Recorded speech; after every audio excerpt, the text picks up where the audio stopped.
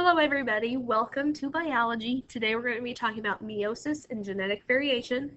If you're an avid student, I am very happy that you have clicked on this video and you are watching this video. Meiosis is the creation of sex cells. It's a different type of cell division. That's what this unit is all about, how we do different types of reproduction. We're going to talk about asexual and sexual reproduction as well.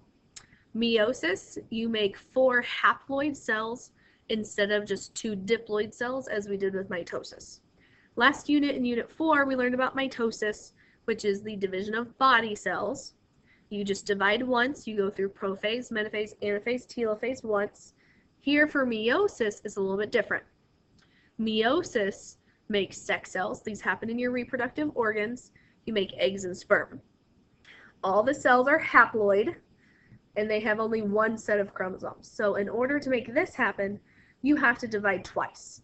So what you're going to do, you start with a germ cell, and you end with 4 haploid gametes. Remember, gametes is the scientific term we learned for sex cells.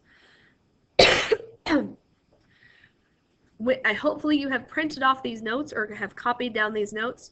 If you're copying them down, go ahead and get a picture from me next time in class, and you can glue in the picture. If not, you can just glue in the notes that printed off into your notebook. Now, for this picture, it kind of shows you the process of meiosis and how it works. So if you follow along carefully, you'll see you start off with one cell. This is your germ cell. A germ cell is a diploid cell that is capable of undergoing meiosis. They are only in your reproductive organs. It's diploid, so it has 46 chromosomes. This is how we start out. Then, you guys have learned in S phase that we replicate our DNA. So, we go from 46 chromosomes to 92. Now we're ready to do the first division. We have prophase, metaphase, anaphase, and telophase, just like we learned for mitosis. The same things happen, except a couple extras will occur in meiosis. Something called crossing over will occur during prophase 1. I'm going to tell you what that is later in the notes. But metaphase is what's different for meiosis. Notice in metaphase 1, the chromosomes have lined up in pairs. They are not single file like they were for mitosis. Okay? The reason for this is so that way you can separate the homologous pairs.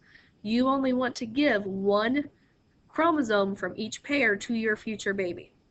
This way you only give 1 of each, so you give 1 set of chromosomes to your future baby. Your partner will give the other set of chromosomes, so you will end up with 2 sets in the zygote. Okay? Remember, haploid cell in the egg, haploid cell in the sperm, haploid plus haploid equals diploid, so you only want to give 1 of each set. So we actually will split the pairs up. Notice entire chromosomes are going to the poles. We have not split the centromere. So we split up those homologous pairs. We divide into 2 cells. Now we've divided down back to our diploid number of 46. Here is where it is different in meiosis. We're going to do a second division. The DNA is not replicated again, so we stick with our 46 number, and we go through prophase, metaphase, anaphase, telophase one more time. Prophase is the same, metaphase is the same. Notice here they will line up single file. We will split our centromere in anaphase 2. Okay, the 1 or the 2 refers to which cell division it is. Meiosis 1 is the first division, meiosis 2 is the second division. We split the centromere, and then individual chromatids will go to each cell. This is how you divide down to that haploid number of 23. Okay?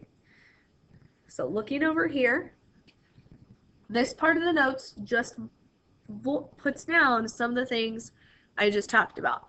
Meiosis has 2 cell divisions. It's divided into PMAT number 1 and PMAT number 2. Okay? You divide twice, so that way you can reduce your number down to haploid. If you only divided once, you would still make diploid cells just like mitosis does. Remember, mitosis makes body cells, meiosis makes sex cells. The events in PMAT are the same as mitosis, except for metaphase. Metaphase is different because they line up a little bit differently. I'll talk about that in a second. Okay?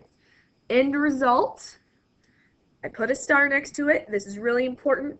In class, I told this kids to write EOC next to it because this is very important for the EOC to remember. End result, you get 4 cells, and they are haploid. They are also not genetically identical. Okay? The difference between metaphase 1 and metaphase 2 is pretty simple. Metaphase 1 occurs during meiosis 1, which is the first division. Homologous pairs line up down the equator in the first metaphase. The pairs are separated during anaphase, so you don't split the centromere yet. Metaphase 2 happens during meiosis 2, which is the second division, and individual chromosomes will then line up single file down the equator, and the centromeres will split in anaphase 2.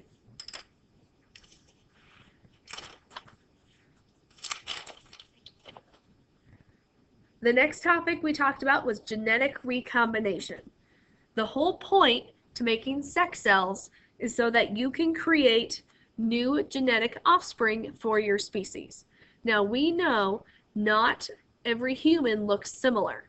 We might share some traits, but we are not genetically identical to each other. This is because meiosis causes genetic variation. Every time you donate a sperm or an egg to an offspring, you're going to give a different combination of your traits or a different combination of your chromosomes to your potential offspring. The whole point to causing genetic variation is so that we have a species that is diverse. We'll talk more about this in our evolution unit because a more diverse species is able to change and evolve. The 3 ways we cause genetic recombination is independent assortment, random fertilization, and crossing over. Independent assortment means you only give 1 copy of each homologous pair to each of the gametes. So here, I'm going to show you a picture. Pay attention to these 2 pictures here.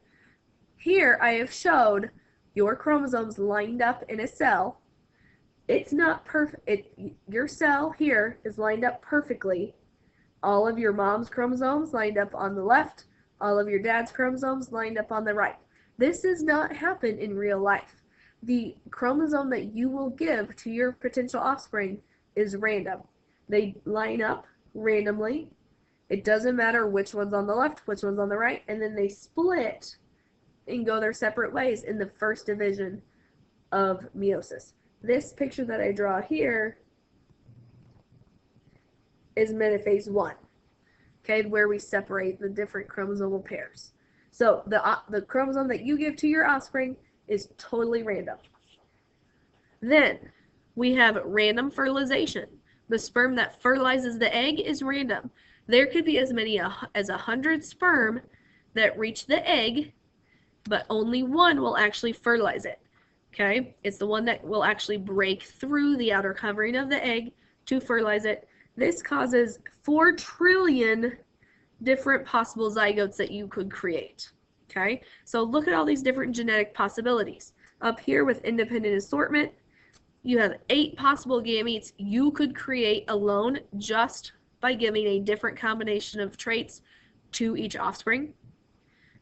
Then if you add in random fertilization, which sperm is going to fertilize the egg, causes 6 trillion possible zygotes. And then the last thing we're going to talk about is crossing over. What happens during prophase 1 is that homologous chromosomes can actually trade parts. Now, only homologous chromosomes do this. Remember, homologous chromosomes are the same size. They code for the same traits. They will trade equal parts, just as the picture shows. And here, I have shown a picture of how this creates even more genetic variation. What I started off with was a cell that had 2 pairs of chromosomes. Here's the mom chromosome, here's the dad's chromosome. Watch as they have crossed over. Here they have traded equal parts, traded equal parts. Look what happens when they go through meiosis. When you split the chromosomal pairs, these 2 will go to this cell, these 2 will go to this cell. You can already tell excuse me, you can already tell that both cells are different genetically. They already have a different type of traits being transferred in them. Now, when you divide again, you're going to split those centromeres, and you're going to end up with these 4 genetic combinations. Notice that all 4 look different. Not a single one is identical, and all 4 have a different combination of traits that are being transferred to the new future offspring. The last thing we talked about in our notes today is male versus female meiosis, spermatogenesis versus oogenesis. Genesis means the creation of, and so the creation of sperm is a little bit different than the creation of eggs. For sperm cells, you divide with meiosis, you divide twice, just like normal. You create 4 sperm that are haploid. That's the number 23 written in each one if you can't see that. Oogenesis is the creation of egg cells. The OO part is reference to the word ovum, which is the scientific term for an egg cell. I know it sounds kind of interesting. What happens for oogenesis is that the cytoplasm will divide unequally. What you see, even in the first division, you get 1 large egg cell and 1 really tiny cell. They both have the same number of chromosomes, but that all the cytoplasm went to this first cell. When you divide again, the cytoplasm will keep dividing unequally, creating 1 large egg cell and 3 little tiny cells. These 3 tiny cells are called polar bodies. They will die off. Okay, they are not a viable egg for reproduction. So every time you do meiosis, you get 1 egg. Every time you do meiosis for sperm, you get 4 sperm. So it's a little lopsided in the numbers, but that's how it's a little bit different. If you have any questions about these notes, please talk to Ms. Wilkerson next time you're in class. If you need to rewatch, that's fine. If you have watched to the very end of this video, please come and tell me that you watched the video and give me the secret word. The secret word is metaphase 2. If you come and tell me the secret word metaphase 2, I will give you a piece of candy. Hope to see you in class next time. Thank you for watching.